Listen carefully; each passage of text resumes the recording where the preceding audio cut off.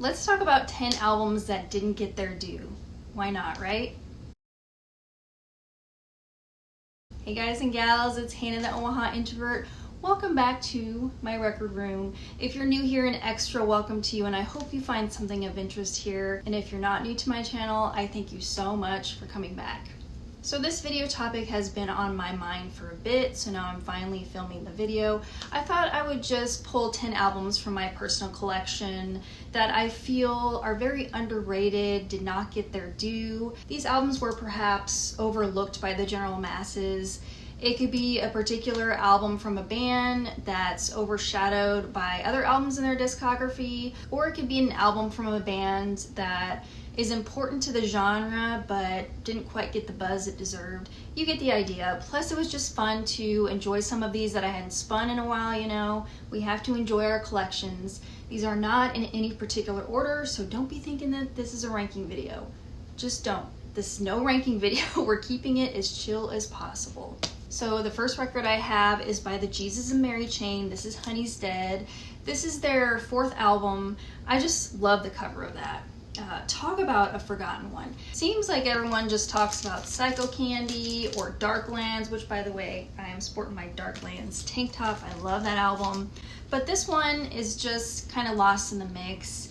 It's kind of a blend of Chapter House, Dinosaur Jr., Primal Scream, a little bit of My Bloody Valentine, all in this album. So if you dig shoegaze and warm, fuzzy noise pop with some Velvet Underground and Rolling Stones swagger, this is gonna be for you. It's the perfect blend of all those things.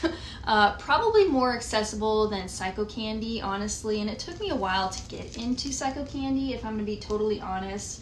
It just wasn't love at first listen, but now of course it's a top album for me. So don't throw tomatoes at me, but I think I like this one more than Automatic. And I do have Automatic on vinyl too, by the way. Catch Fire is probably my favorite song on this, but it truly is a solid, enjoyable album from the band that doesn't seem to get the praise it deserves. So that's the first one I wanted to show. Next we have Gene Clark with the Gosden Brothers. And when it comes to Gene Clark, it seems like everyone pretty much just focuses on No Other. And for good reason, right? This is an absolutely stellar album. This one was released the same week as The Byrds' Younger Than Yesterday, so this album didn't achieve success, unfortunately, and what a shame, because I do return to this album quite frequently. It's a folky, psych, country rock masterpiece from 1967. Gene Clark has always been my favorite member of the Byrds. He has this aura of sweet melancholy, such wonderful harmonies on this record. My favorite songs on the record are probably Tried So Hard, Is Yours Is Mine, and I Found You. If you've only heard him with the Byrds, do check out his solo work, just amazing offerings. I thought I would pull a Psychedelic Furs album, and this is Book of Days. It's their 6th album, released in 1989. First of all, this is so much better than the album that came before it, Midnight to Midnight, which I also own.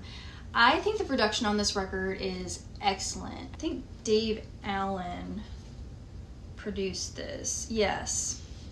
And he also worked with The Cure, so there's kind of like a wall of sound quality to the record. Those guitars, chef's kiss. My only complaint is that while Richard Butler's voice sounds amazing, he does sound a bit bored and not fully into it on several of the tracks, but it does not take away from the enjoyable experience of the whole album.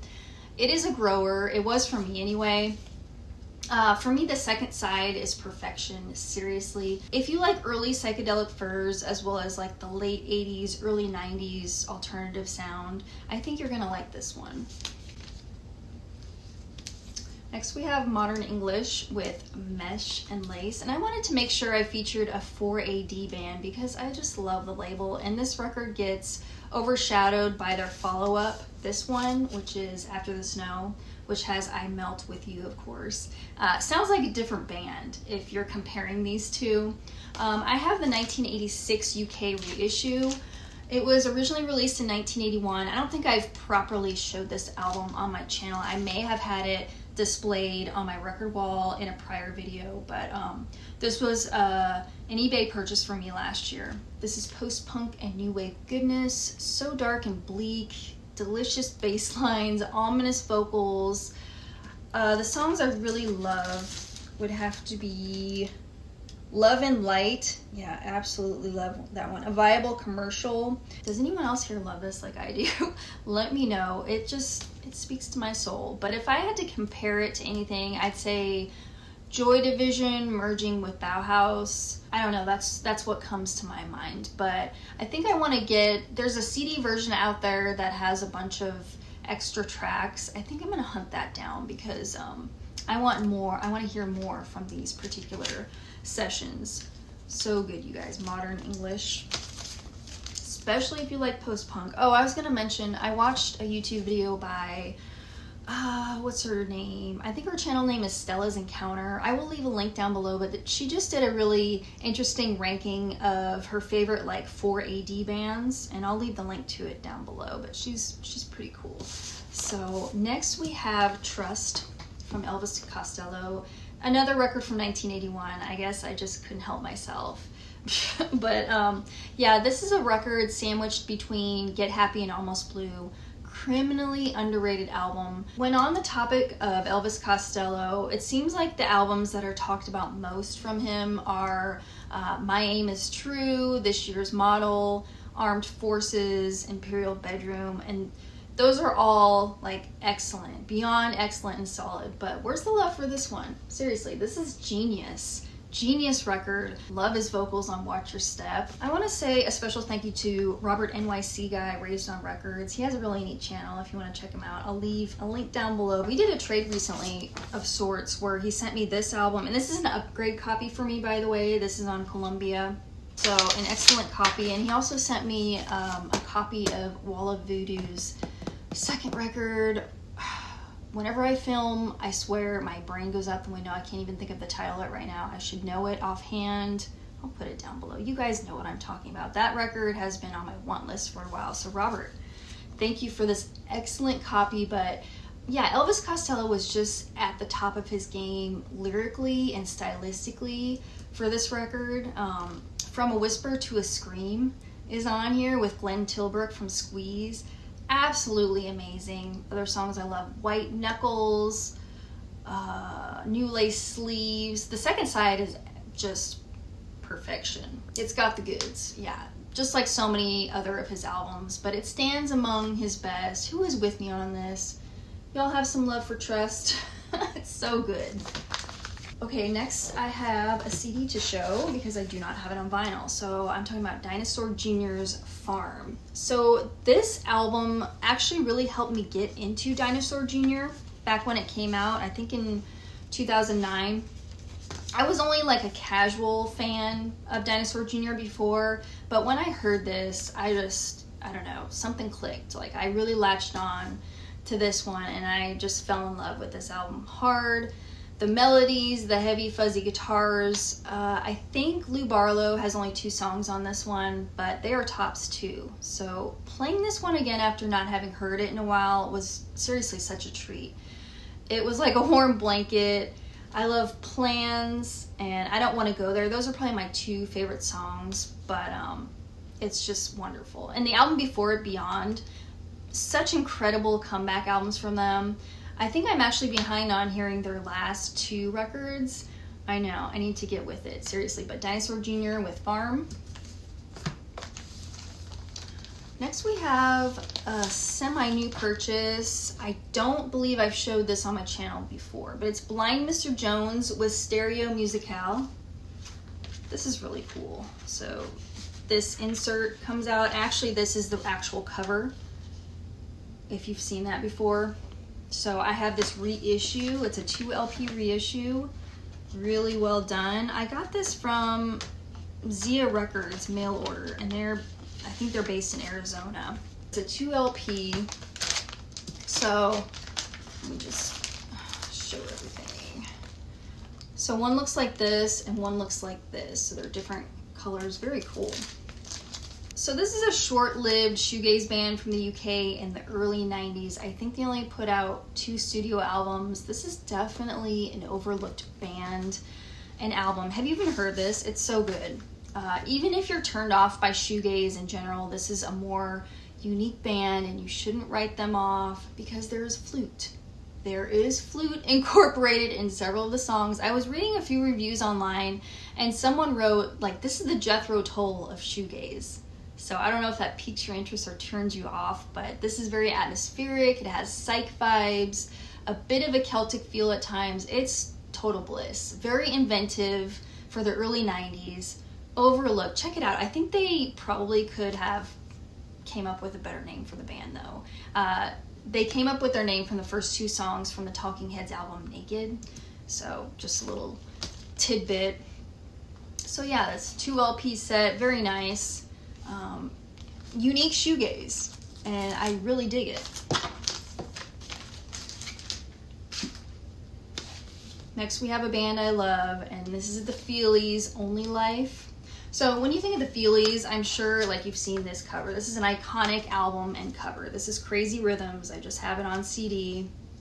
Glenn Mercer. But if I'm gonna be honest, I don't love that album. It seems to be the favorite of the band. It gets featured the most. Like, I like that album, but I don't love it. And this is my favorite album by the Feelies that many people haven't even bothered to explore. It came out in 1988.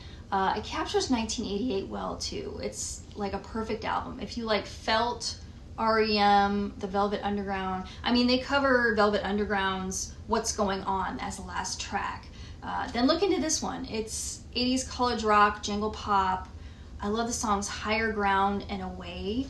And I want to shout out to Patrick, who sent me this a year or 2 ago.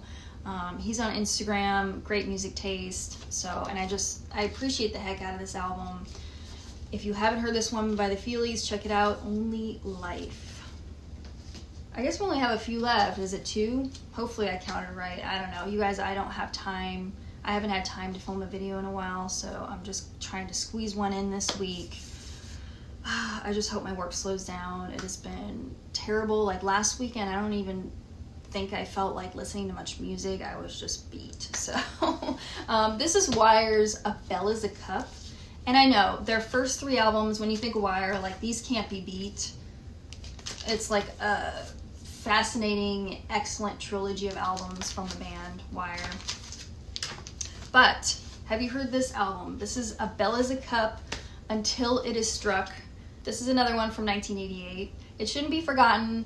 You know I love my 80s. I know I need to be working on my either top 100 or top 200 albums list of the 80s. I'm not really making good progress on that, just with everything going on. Yeah, I need the proper time to reflect and work on that. There's a lot that goes on when you're making a list, when you're mapping out a ranking. You know, we'll get there. But back to Wire. I revisited this one recently and I had forgotten how damn good it is. Like, you hear new things each time you listen to this album. It's Wire, yes, but with a more poppy sound, and I mean that in a good way. So my favorite songs are The Finest Drops, Kidney Bingos. I know I had another one. Oh, Free Falling Divisions. I like that one too. I just get very nostalgic when I listen to the music from this era. I just love it. Like, it sounds dated now, but it just sounds really good. So this is what you can expect from Wire. It's very clever, but just with more of a poppy sound, and I love it. Down to the last one, we have Tanks from T-Rex from 1973. I know when we're talking about T-Rex, we mainly think of Electric Warrior and Slider, which I also own. I didn't pull out all the records associated with these 10 albums and these 10 bands, but you know, you get the idea. So those 2 I just mentioned are the most recognized albums by T-Rex. This is the album following the Slider. I love the opening track, Tenement Lady, and this copy isn't, it looks kind of janky, but it's on Reprise, and I got this in Florida on our road trip. It would have been late 2021. So, but I got this in a bundle with like Echo and the Bunnymen's Songs to Learn and Sing, as well as one other record, like for $20 total, and the vinyl, it's really nice. So, but Life is Strange, that's also on here, and I swear that song is in my head a lot. Like, it gets stuck in your head, and I love it. So it's one of my favorite songs, like, in general.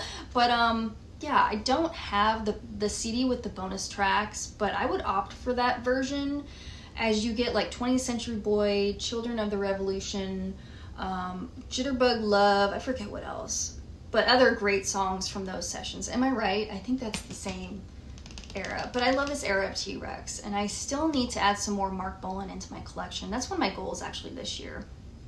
T-Rex tanks, don't sleep on that. But let's wrap this up. I was thinking about doing a video of my record collecting goals for 2023. I don't know if my time has passed to do that video. I should have done it back in January, but yeah, let's wrap this up. See how I get sidetracked so easily. So those were just 10 overlooked and underrated albums that just didn't get their due that I picked out from my personal collection here.